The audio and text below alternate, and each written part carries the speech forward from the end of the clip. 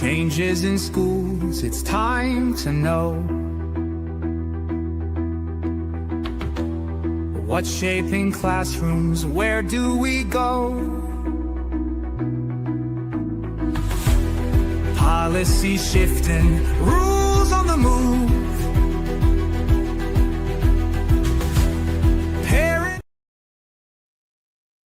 Good evening, everyone. Welcome back, right? We had a week off because of Thanksgiving last week. I am Katina Taylor, the host of Policy Pulse, Education Edition, where we break down what's happening in K-12 education so you stay informed, you stay empowered, and most importantly, you stay ahead of the game. Again, my name is Katina Taylor. We are here every Thursday, normally 6:30 p.m. Central Standard Time. We have East Coast time tonight, 5:30 p.m. because I have a family situation happening. And so I want to make sure that I get to my mother's birthday is today. So celebrate her birthday. Unfortunately, she is not celebrated in the way that she would like. And so I want to make sure that I not only have my time with you all and get you the information you need, so we are staying on track and committed to our 10-part mini series about Title I, but also so that I can spend some quality time with my family. So I know, of course, we are talking education policy, and oftentimes that can seem so overwhelming to individuals. It's a lot of noise out there. It's a lot of headlines out there. And sometimes you just don't really know what matters, how it applies or impacts you, your family, your schools, and your school district. So that's why we're here. No spin, no fluff. It's just clear, fact-based insights on what's changing, how it affects you, your kids, your school, your community. So thank you for being with me. I want you to make sure you like, you share, you invite others into the conversation. Drop your thoughts, your comments, your questions, your concerns into the comment box, the chat box. We are live on Facebook, we're live on YouTube, and we are live on LinkedIn. So Literacy is Liberation is where you can find us. Our motto, our mission, right, is that we believe that once you learn to read, you are forever free. And policy directly impacts the work that we do in the literacy space. So that's why we also discuss education policy once a week here with you all. All right. So whether you're a parent, whether you're an educator, a business owner, or just someone who cares about the future of education, stick with me. Hang in here for this 10-part mini series and what comes after. And go back and look at some of our previous episodes. You'll find those on YouTube and LinkedIn as well. So we're going to break it all down together. Just let me know where you're watching from, why you're watching, right? And tune in. Again, share this, like this, comment, and engage. We want to hear from you. I want to hear from you, all right? So that's what it is. So again, I am your host, Katina Taylor, founder and CEO of Dreams KC. And tonight, we are talking about something every parent deserves to understand. Remember that this is part 6 of a 10-part mini series specifically addressing Title I. Title I is set aside funding from the federal government in the Every Student Succeeds Act for schools and school districts that serve a high percentage of students that come from low-income families or communities. I'll say it in that way, right? So we're going to be talking about tonight how to tell when your Title I school is not following the law, all right? I've had personal experience in this space. Other families and community members have attempted to address this. Some of our unions have attempted to address this issue. And I just thought it was time for us to ensure that parents have the information they need so that they can advocate for themselves, for their students, to ensure that what is afforded to them by the law is adhered to by schools and school districts. So I do want you to know this is not about attacking schools. This is not about attacking superintendents, school boards, etc. It's not about that at all.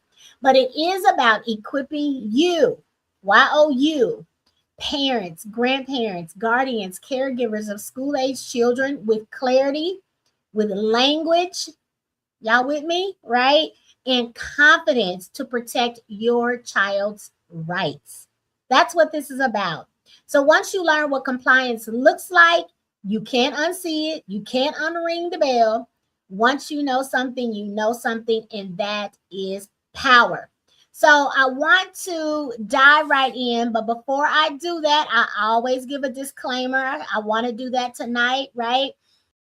Here's the disclaimer. The views and opinions expressed in this broadcast are those of me, Katina, the individual, and do not directly reflect the views and opinions of any organization that I may be affiliated with. I always like to say that because even though nonprofits, businesses, organizations can address policy, oftentimes they are fearful that they will be penalized for sharing information or talking about policy issues. One thing I will say is in the area of education, I wish that it didn't have to be political or that we wouldn't have to talk about policy, but it is a necessary conversation to have. And we have to be empowered with the tools, with the information we need so that we can advocate effectively for those that we love and care about most. And that is our children. So that's what I wanted to share with you all before we dig right in. All right. So I'm going to share my screen and we're going to talk through these slides. I'm not going to be, I always say this, I sound like an old church person, right? I'm not going to be before you very long, but we're going to hit this. We're going to give you this information. Feel free to screenshot it. Again, ask questions. I can see some in real time. So I will address any questions, comments, and concerns that you may have around this information. And I encourage you, remember, this is part 6 of a 10-part mini-series. So if you have not seen parts 1, 2, 3, 4, or 5, go on back to LinkedIn or to YouTube or to Facebook. Find at Literacy is Liberation. Those are our channels. And look at those previous episodes because everything builds on itself. And you need all of the information to be armed and empowered to advocate for yourself and your children and to bring other parents alongside you to address this issue of Title I. That being said, y'all ready? I'm ready. All right, let's go. I got to share my screen. This always scares me. I'm like, let me make sure I got it. I think I have it. Yes, we have it. We have it. There we go. There we go. So again, this is really about knowing the red flags, right? How to spot the red flags so that you know if your school district is not following federal law. That's what it's about, y'all. All right. So I want to make sure, yep, all right, I see the screen. I'm making sure that you can see the screen, and I think we are set to go. So these are the things that you got to learn this evening, right? What federal law actually requires. We've talked about this each and every session that we've had thus far. What it looks like when a school or school district is not complying with that law, right? And then how you can address it to bring them alongside of you. Again, this is not about attacking schools or school districts. It's not about saying, aha, I got you. It is, however, about having real two-way communication and ensuring that your rights are protected. And if in fact your school leaders, your district levels are not aware of what is required, you have an opportunity to collaborate with them, to inform them, to educate them so that our children are served best. That's what it's about. All right. So you'll walk away empowered with this information. Remember that you can screenshot, you can take notes, you can drop questions, comments, and concerns in that comment box. If you have any questions whatsoever, I always come back and take a look, and I would love to answer any questions or further discuss this and engage with you. All right. So here we go, y'all. So here it is. This is a quick review. This is a very, very quick review of what the federal law says that Title I schools must do, right? So I want you to understand that, again, this is from federal statute, federal law, the Every Student Succeeds Act, for short ESSA, section 1116. And it is crystal clear. A lot of language that says must and shall exist within the statute. So it is not optional. These are not suggestions. These are not nice to haves. These are required things, right? So schools and school districts must bring parents into planning. It is not okay to bring parents along after the fact.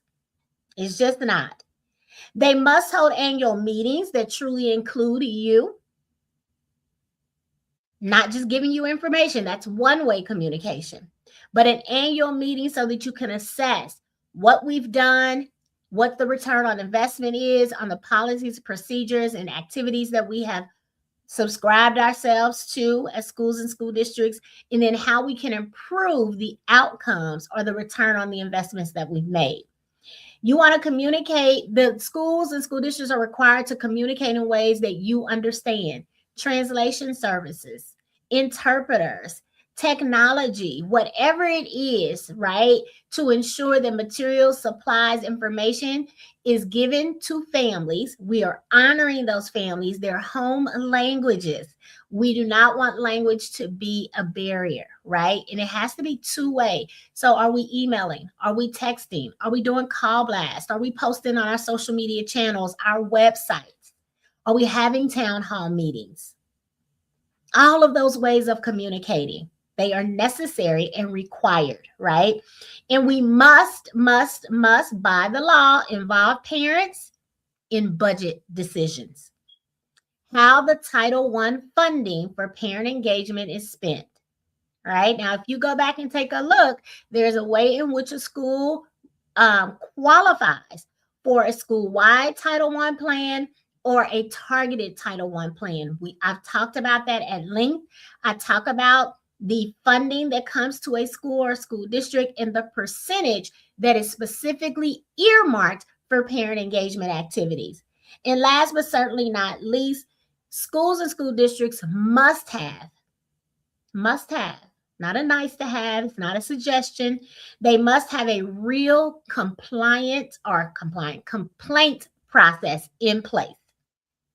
So if you find that your school and your school district may be having some challenges in one or more of these areas, there should be a written policy regarding how you can make a complaint and the process that is required for you to go through to ensure that your concerns are heard and addressed.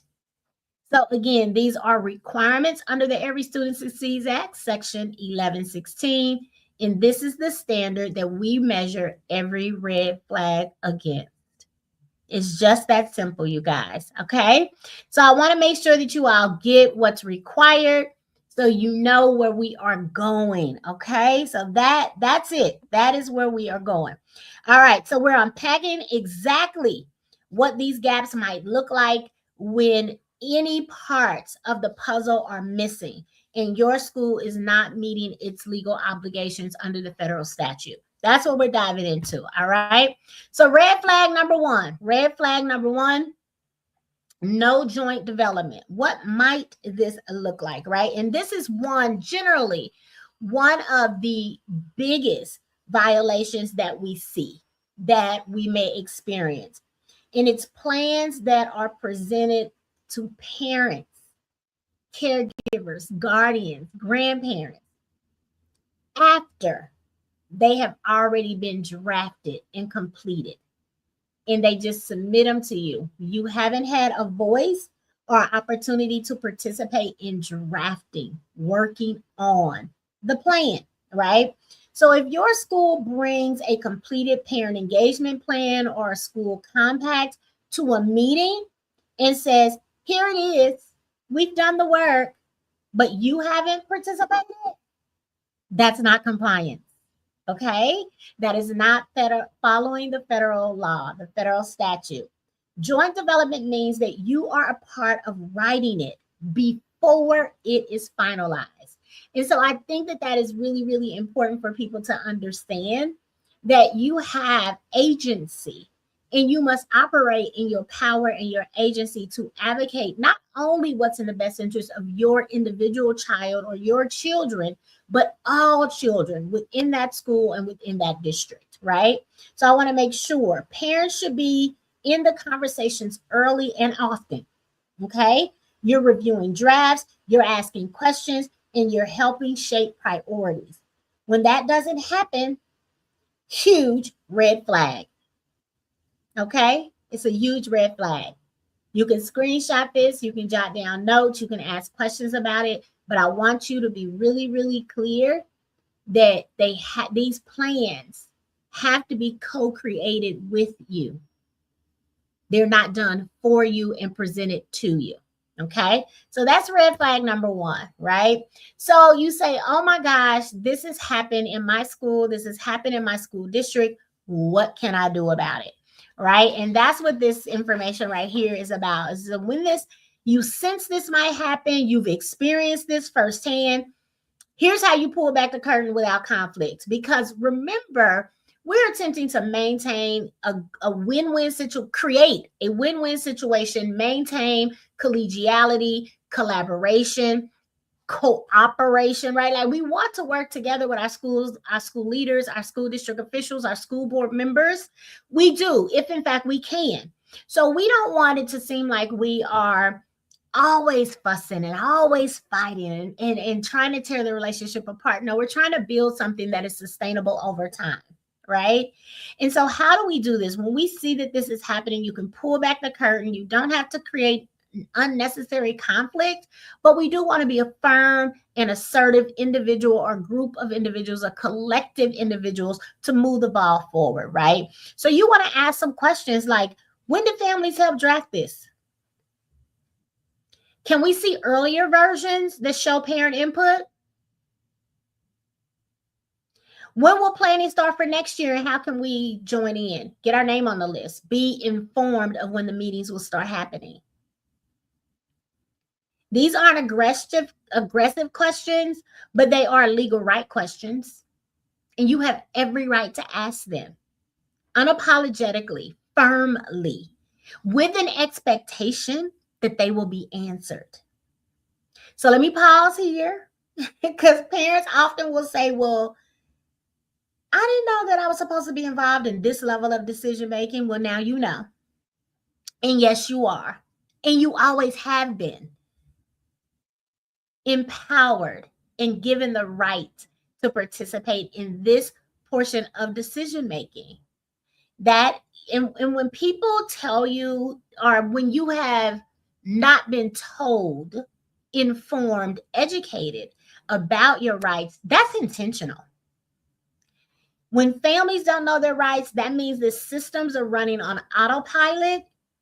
Oftentimes, there's a deficit mindset or a set of biases that exist regarding parents, and that changes today.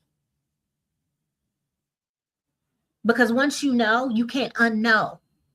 Now you have an opportunity to walk in your power and assert the rights that have been given to you. All right. So I want you to understand that. You can ask these questions. It's your legal right to do this. You're not asking for a favor. You're asking schools to involve you in meaningful ways because these children are your most precious cargo. And you have every right under the law to participate in decisions that directly impact them in their academic journey. Okay. All right. So red flag number 2, y'all. Red flag number 2, the check the box meetings. Yes. The check the box meetings. I hate the check the box meetings, right? So once a year, there's an annual meeting that is required. And so what happens often is that parents are invited. There's some invitations that go out. They're like, you got to be here. We got to talk about this. But they happen in the mornings when a lot of parents can't come. Or they happen and translation services aren't made available. Or they happen and they give you this sign-in sheet and say you must sign in, but you're presented a plan that was drafted without you. Childcare may not be available. So significant portions of families may be left out because they don't have anyone to provide care for their children. Right? So a rush meeting at 10 a.m. on a weekday with no childcare and no translation services, that's not meaningful. When the law says it must be meaningful participation. A PowerPoint that presents a plan to you with no discussion doesn't meet the threshold that is meaningful participation. A 20-minute, and I have seen less, but a 20-minute talk followed by any questions? Oh, okay, we're done. Not meaningful. And they're packing up as they do that, right? Definitely not meaningful. If a meeting is structured so families cannot effectively, efficiently, and meaningfully participate, that is not compliance and it's not partnership. And the law requires meaningful participation, right? And partnership, joint development. And that's what we're looking for, not a check the box meeting. So if in fact that happens, you show up, there's a plan that's already been created, it's up on the screen, it's really little, you can't read it. If you got old eyes like me, right? You can start asking questions like, oh, can we schedule another meeting at on an evening time or a weekend when we can get more working parents to be able to attend? Because we want a diverse cross-section of families to participate. Can all the materials be shared in the home language of our school families? If that means it's 10, 11, 12, 15 different languages, the district and the school have some work to do. And we can partner with colleges and universities, right, to get that done. Then you want to ask ahead of time, where's the agenda? Can we see the sign-in sheet that proves that this meeting happened? So don't tell me a meeting happened and parents participating in drafting the plans that are being presented, but there's no sign-in sheet, there's no agenda, there's no meeting minutes that actually indicate that that actually happened. Because if there's no paper trail, then in my mind, it didn't happen. Now, that may be my legal background, but what I'm going to tell you is that we have to have a paper trail. Okay? So I want you to make sure that you are asking these questions. Schools should be documenting everything. So you really are just simply asking for the documentation that's required by law anyway. Okay? So you can ask these questions and don't feel like you're stepping on toes. And maybe, dare I say, we need to step on some toes sometimes so that the system is not running on autopilot and we're not doing things the way we always done if in fact it's not legal. Y'all got me? Y'all following me? Any questions, any comments, y'all? Drop them in the comment box. I'm looking for them. I'm ready to answer. Y'all let me know, okay? All right, let's keep moving. Let's keep moving. Remember, I want you to share this with other folks. Please, please, please. And thank you ahead of time for doing that. So then you have red flag number 3, right? Missing policies and compact. You should never have to chase down these core documents. They are required. They should be on the school level website. They should be on the school district website. They should be accessible from the Title I coordinator for the school district or the federal programs officer for the school district, whatever that title is. You should be able to get these, right? So the district parent engagement policy, that's one document you should always be able to get. The school parent engagement policy. So you have a district level, you have a school level, and then you have the school parent compact. Now, I know from Missouri, they have samples of these on the DESE website, the Department of Elementary and Secondary Education. They do. So you should be able to see what it at least looks like. You guys have kind of a bottom floor, ground floor of what this could look like, a template to work from. And these aren't optional. If the school can't find these or they keep pushing you off, something is very wrong. I'm just saying. That is an indication, a red flag, that perhaps they're not available, they haven't been updated, or they weren't created with the input and partnership and collaboration of parents. Okay? So I want you to know that's another red flag. So if in fact you are asking for these things, and you do have a right to request them and receive them in your language preference, right? Then here's a sample script I want you to use, right? You say, excuse me, Principal Jones, I don't know. Can you please send me the district policy, the school policy, and the school parent compact in my home language? If they hesitate, if they delay, probably have a compliance issue, and you've identified that pretty quickly. You want to ask for these things, and you should be able to access them just like that. It's not difficult. It's not hard because they are required. And in one of our previous episodes, I talked about the timeline. So when they are supposed to be submitted to the state versus that runway we give ourselves to create it and reiterate them with parent input and improve upon them before they're submitted to the state. Okay, so go back and look at one of those previous episodes and you'll see the timeline for that. All right, so that's number 3. So here we go. Red flag number 4, no voice in spending decisions. Remember, I told you the schools must involve parents in how Title I funds are spent. If someone tells you, well, we've already made the allocation, how could you do that and parents weren't involved? Oh, we've already set the budget. We said that at the end of last year. Well, oh, really? Where's the documentation that parents participated in the planning of the allocation of those dollars? If they can't produce that kind of information, then they probably, more than likely, have a compliance issue. They have violated federal law. You should be able to look at things should be explained to you in a way that you understand, and you should be able to give input, discuss options around spending priorities when it comes to Title I dollars. You need to know, and we talked about it in one of my previous episodes, what Title I dollars can be spent on. So if a school or a school district gives you this list of how they want to spend the Title I dollars, you say, that's great. Can you give me a justification of why we want to spend the dollars this way? Why are we prioritizing these things versus some other things? How do they support student achievement?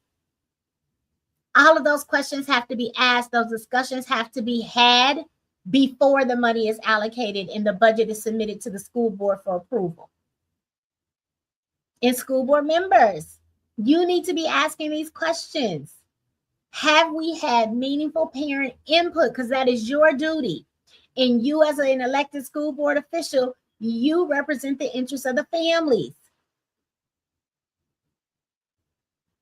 You have a fiduciary duty to ensure that their interests, their voices are heard. So ask your superintendent, ask your cabinet members that serve on the finance team. Where's the documentation so that we can ensure that parents have had an opportunity to meaningfully participate in the decision-making process around Title I funding? Okay? If you haven't had a voice in those spending decisions, we have a compliance issue and we must address it. And how do we do that? You're going to ask some questions. Here we go. Every time you're going to ask questions, you want to show up curious, not making an assertion or an assumption that you were purposely left out, but you want to approach it from a place of being curious. Oh, can you show us the Title I plan in plain language so we understand how funds are being used? Oh, how did families help shape these spending priorities before the decisions were made, before the board got the budget to vote on it? When can parents participate in budget planning for next year? Can we get that on the calendar now? SAC folks, DAC folks, you should be showing up in this space. Family and community engagement liaisons, that's your job, your role. You're facilitating relationship building between parents and guardians and grandparents in the school district, in your school. So you also want to be in the meetings with your school leaders, reminding them as a part of your role that we have an obligation to do this under federal law. So when can we set up these meetings? Can we ensure that families, we are in compliance and families are meaningfully working with us, collaborating with us to develop these plans? That's part of your role, not just the fun stuff. And I think it can be fun, but I'm nerdy. So federal guidance is clear, right? Parents must have input on how these funds are allocated. And parents, don't let anybody tell you that it is just an administrative matter.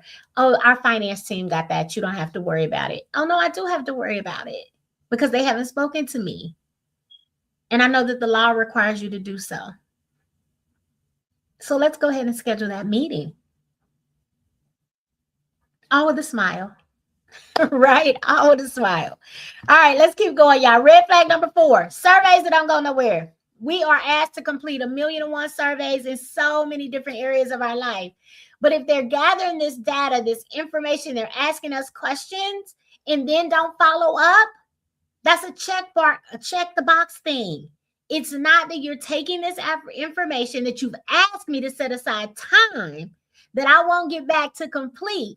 And I've put that time into completing the survey at your request, and then you don't do anything with it. No, you're supposed to look at, evaluate, reflect upon parent engagement activities annually. And just sending out a survey and not sharing the results or making changes based on the feedback, that is a waste of time, an exercise in futility, right? That's not evaluation. That's checking a box, as I said before. And that's not what we want to do, okay? We don't want to do that. We want to see the results of those surveys. How many went out? How many were returned? Is that a good sample size? And then what did that information say? And what decisions can we make based upon that information? That's real evaluation. That's real assessment. All right? So I want to make sure that you all understand that. If you don't see that cycle happening within your school and your school district, they're not doing what's required, you all. They're not doing what's required. So that's red flag number 5. So again, they need to show results, demonstrate impact. I always talk about the return on investment. And can parents help lead the evaluation process? See, one of the things I'm quite clear about is when we bring parents along and they're working alongside schools, school districts, school level leaders, district level leaders, the load is actually lightened off those people. If you're complaining that you're overworked, you're overburdened, and all of these things, you don't have enough time in the day, this is an opportunity to offload some of that and trust that these parents with support and guidance can help you and lighten the load. You got to trust them. You got to get rid of that stinking thinking, that deficit mindset around parents. And I say all the time, and I will continue to say, the parents of today were your students of yesterday. So if they're not showing up in the way in which you want them to show up, do you bear some of that burden? I'm just asking a question. See, I'm curious. Red flag number 6, right? No written complaint process. No written complaint process. I wish that we could be in a utopia and say, oh, we're going to do everything well, so nobody's going to complain. I don't care. You could probably have it close to perfection. There still will be someone that says, this makes me feel uneasy. I want to file a complaint. And they should have something in writing. A school district should have something in writing that actually leads you through that complaint process. That is required by law, by statute. And if someone can produce a written procedure that explains to you exactly how to navigate the complaint process, that includes a timeline for when they're going to respond and who oversees that process at each level, we got a compliance issue, right? Don't tell me just to talk to the principal as a way of just gone with no formal process. Don't do that. Or, yeah, I hear you, but, we got it. Don't be dismissive. Don't talk down to your parents, school level leaders, district level leaders, without any documented response. Put it in writing and ask to be responded to in writing. What do we need? A paper trail. Accountability on both sides. That protects a school and a school district, and it gives you advocacy, power, and opportunity to advocate for yourself as well. Parents, guardians. So we need it to protect both sides in the process, all right? So that's red flag number 6. Again, what can you ask? Where's the district's written policy? What are the specific steps that we can take and the timelines for being addressed and resolved? Who oversees Title I compliance at the district level? How do I contact them? I need a phone number. I need an email address. Where's their office? And if the school doesn't resolve my concern, how do I escalate to the district? If the district doesn't resolve my concerns, how can I then escalate to the state? The department for Missouri is the Department of Elementary and Secondary Education, DESE.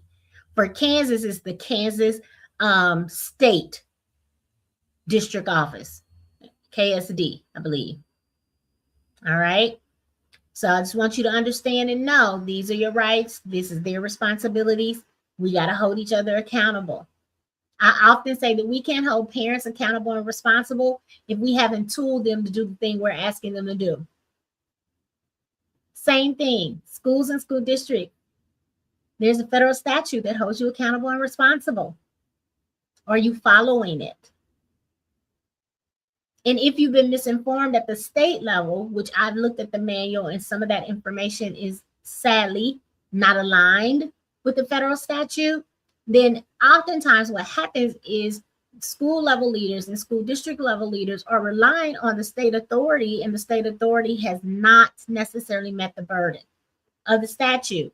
And so it's not that they're purposely in not complying, it's just that they have been given misinformation as well. So we're learning together, growing together, and then we're going to get in compliance together. Okay? We're going to right the ship together. That's the way it goes. So I'm going to give you a couple of scenarios, right? And I want you to be able to determine, are the school or school district leaders in this scenario compliant, or is this a red flag, right? And it's really on the slide. So actually, you know what? I'm going to give you the scenario. I'm going to stop sharing. I'm going to give you all the scenario, and I want you to put it in the chat or the comments and see if you're right. Okay, so here we go. Let me see. Let me get to my scenarios, y'all. All right. Let me see here. All right, I think I got it. Yes, so here's scenario number 1. You show up to a meeting and someone says, welcome to our annual Title I meeting. Here's the parent engagement plan we finalized for this year. We're really excited about it. We've done so much work on it. Does anyone have any questions? Okay, great. So please sign here to show you've attended our annual Title I meeting. Is that compliance or is that a red flag? Think about it. Think about it. Think about the red flags we've talked about. Is that scenario compliant or is this a red flag? It's a red flag for sure. Parents, again, must be involved in developing the plan, not just hearing about it after it is done, right? So joint development, which is required by the statute, means that parents must help write it from the start. They review drafts and they help shape the final version. If you show up and something's just presented to you, it violates the Every Student Succeeds Act, Section 1116. Y'all should know this by heart now. And that has in it a requirement for meaningful parent involvement in plan development. Okay, so that's scenario number 1. It was a red flag. All right, so here we go. Here's the next scenario, you guys. Someone says, I've asked the school office for copies of the parent engagement policy and the school parent compact. They said they'd have to look for them, but they never followed back up with me, and it's been several weeks. When I asked again, they said that those documents were probably on the website somewhere. That happened to me for real. That happened to me for real. Is that a red flag or is that compliant? That is a red flag. Absolutely. Remember that those 3 documents, the parent engagement policy, the school parent compact, and the parent engagement policy, there should be one at the district level and one at the school level. And then you have that school and parent compact. Those 3 documents are required. They are required to be available in multiple languages. They are supposed to be easily accessible to parents and families. So that means website that can be emailed out. It can be posted on social media platforms. But parents and families should be able to easily, and your school secretary, your Title I compliance folks at the school level and the district level should be able to put their hands on them just like that. And if they can't and they are non-responsive, that's non-compliance. All right, so here's another scenario, you guys. When parents ask how they could give input on Title I spending priorities, this was the response of a principal, okay?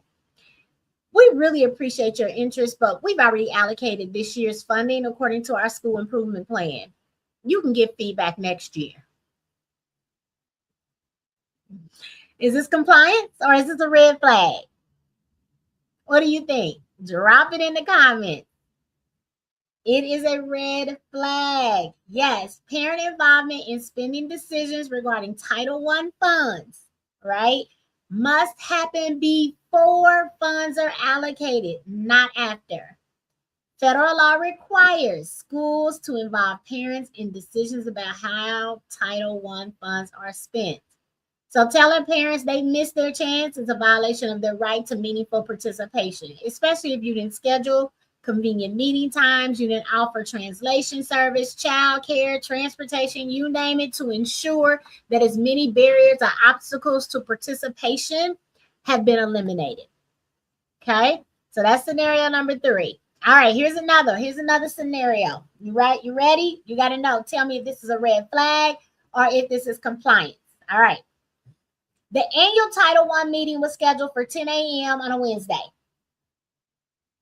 The principal presented slides for 45 minutes about test scores and programs. Let me read that again. The annual Title I meeting was scheduled for 10 a.m. on a Wednesday. The principal presented slides for 45 minutes about test scores and programs. And at the end, he or she said, "Thank you so much for coming. We really appreciate you being here." And immediately left for another meeting. There was no Q&A time. Compliance, red flag.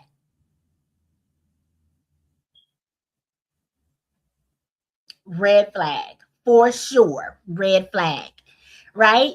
Annual meetings must include two-way communication, dialogue. That's real communication, not just presentations. Parents need meaningful opportunities to ask questions. You hear that word keep coming up? Meaningful opportunities to ask questions, you guys. Share concerns and engage in dialogue. That timing, 10 a.m. on a Wednesday, during the time when most people are at work, and the lack of Q&A both violate the spirit and letter of the Every Student Succeeds Act parent engagement requirements. Okay, so that's scenario number 4. All right, so I think that's it in terms of the scenarios that I wanted to give you guys, because I wanted to give you a little practice, like if you encounter this thing in real time, what it could look like and how you identify it. So I want to make sure, and those are real life scenarios that happen all the time, unfortunately, for parents and guardians of children in K-12 institutions. All right. So I wanted to make sure that you were aware of those things. Okay. All right. So I think we just got a couple of more things to cover, and we are out of here, y'all. Again, every Thursday, 6:30 p.m. Central Standard Time, LinkedIn, Facebook, YouTube. Invite someone to come and learn more. Go back and look at some of our previous broadcasts. This is part 6 of a 10-part mini-series around Title I compliance. Okay? So I want to make sure that you all understand that, you know, and this is really the part I want you, this right here is the part that I want you to take away with you. Hear me and hear me well, that you are not, as a parent, a grandparent, a guardian of a K-12 student, be it they're at a traditional public school, a charter school, any school that receives Title I funding, okay? And that could be an independent school as well. It could, a parochial school, a private school. So you need to know whether or not your school receives Title I funding. You're not asking for favors. You are asking them to comply with the law. That's all, right? You're advocating for yourself. You are operating in your power. And I want you all to understand that you have a right to ask questions. You have a right to request documents. You have a right to meaningful participation as it relates to decisions that impact your child or children. This is not about symbolic check the box opportunities. Muffins with mom, donuts with dad, showing up for a sporting event or art display. Like all of those things are great, or some type of musical performance. Those are great things, and that is a part of it. But that is not what we're talking about here. We are talking about real, authentic collaboration and partnership with families, which is required by the law. That's what I want you to understand. Your voice matters. And when families, parents, caregivers, guardians, when you all speak confidently and consistently, you have an opportunity to change systems, schools, districts. But if you're not showing up, or if you're showing up but you're not operating in your power and you're not advocating with confidence, then no one feels a need to shift. And if we're not shifting, we're not getting better. If we're not getting better, we're not serving students well. And that's the goal, right? So I want to thank you all for being with me for another edition of Policy Pulse, the education edition. I love doing this each and every Thursday, again, 6:30 p.m. Central Standard Time. Remember, share this, like this, subscribe to our YouTube channel. Follow us on all of our social media platforms at Literacy is Liberation. I love you guys. I want to just thank you for showing up, showing out, sharing this information with other folks. That's all I have for tonight, and I will see you all next Thursday. What they say, God willing and the creek don't rise. I'll be right here again, 6:30 p.m. Central Standard Time, YouTube, LinkedIn, and Facebook. Thank you so much and have a great night. And remember to operate in your power, advocate for your children. This has been another edition of Policy Pulse, the Education Edition.